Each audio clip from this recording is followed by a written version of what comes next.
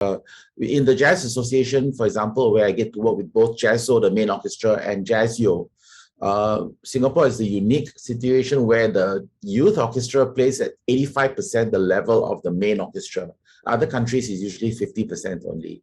And that's the level of excellence that we've now got in the jazz scene in Singapore. For example, our lead alto player, who's akin to the lead principal violinist in a classical orchestra, is only 23 years old, and he plays as the lead in both the youth orchestra and the main orchestra. So I'm having a ball working with young people and feeling very young in the process as well. And actually, I hope to live to be 120 as well.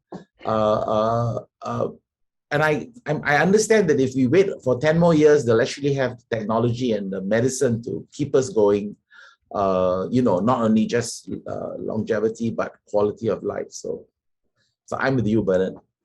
We'll form a club. Yeah. The 120 years, the 120 club. Okay, yeah, that sounds good.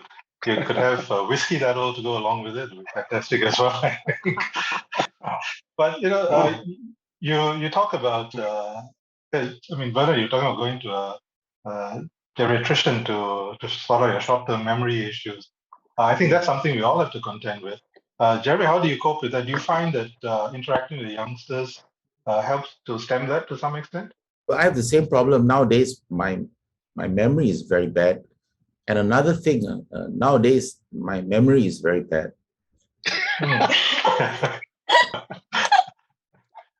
What was that you said again? It's true. I have in the jazz scene now, of course, at 79, going 80 this year, is Luis Soliano, who's my mentor and the godfather of Singapore jazz. And then on the other end, I have this person I just mentioned, Sean Hong Wei, who's 23 years old.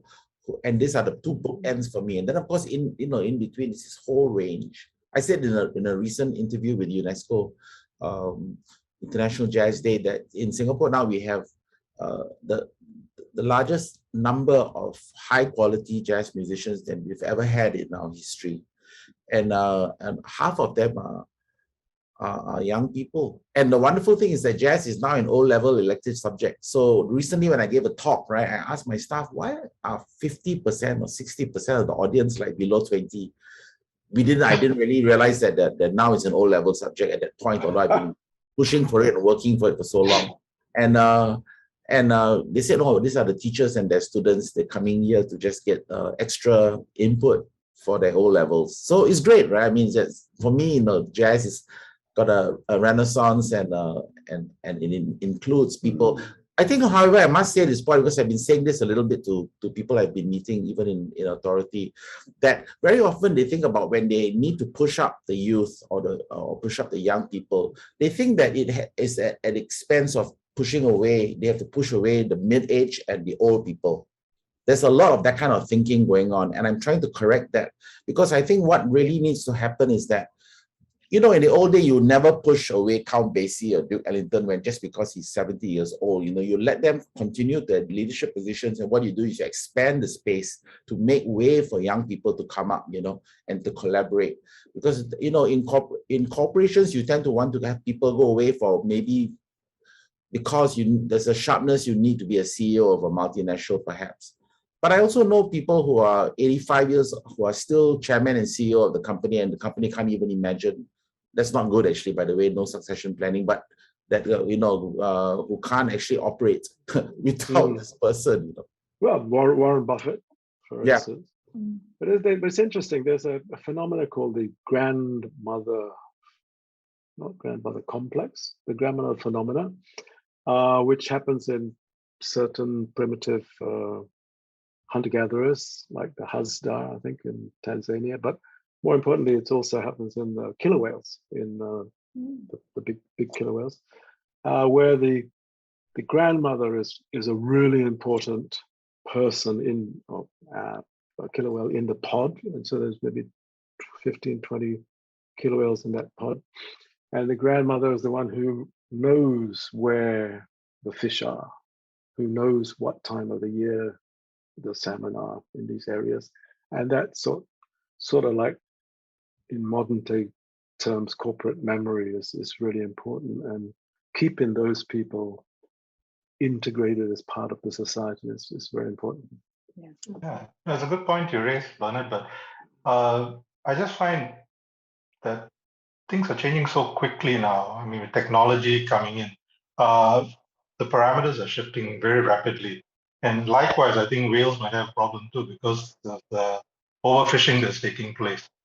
Some of those areas where there's fertile grounds for salmon may have moved or may not be there anymore. Yeah, So true. is there relevance in that kind of thinking? Does it necessarily have to be about following old methods? Or should there be a bit more of the older generation trying to understand the newer things that are taking place and seeing how to take that on board for themselves, so that at least when you talk to other generations, it's a bit more of a common ground that you're discussing rather than, I know all this, what do you know, you're a young upstart. That sort of thinking. Let me speak to that a little bit, extending from what Bernard said just now.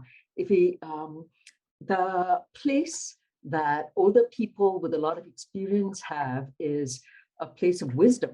So, just like the grandmother whale, when you read stories for the longest time, where I read, for example, about First Nations, the tribes, and how before they went to war, they went and met with the elder to get advice. As a child, I always assumed it was an old man. But actually, those elders that the warriors went to for advice were the oldest women in the tribe. Right? So going back to your earlier question, Kannan, about retirement age, for a lot of people, unlike those of us in the gig economy, for a lot of people, the biggest impact, two big impacts of retirement age. One is when you retire and you try to get another job, it's assumed that you must accept a lower salary. Because the wisdom and the experience is not factored in. I mean, I have empathy for small businesses. I run one myself. It is hard to keep up with CEO, extreme end salaries. But for regular people, middle management, the man on the street, why do salaries get reduced when they cross 62? Right? We should actually give them a raise. Or at least keep to the existing salary. A raise with the increment being for in no other time in your life have you had so much wisdom or experience. And we want that. That needs to be factored in at some stage, and that will make it very different for people who rely on salaries.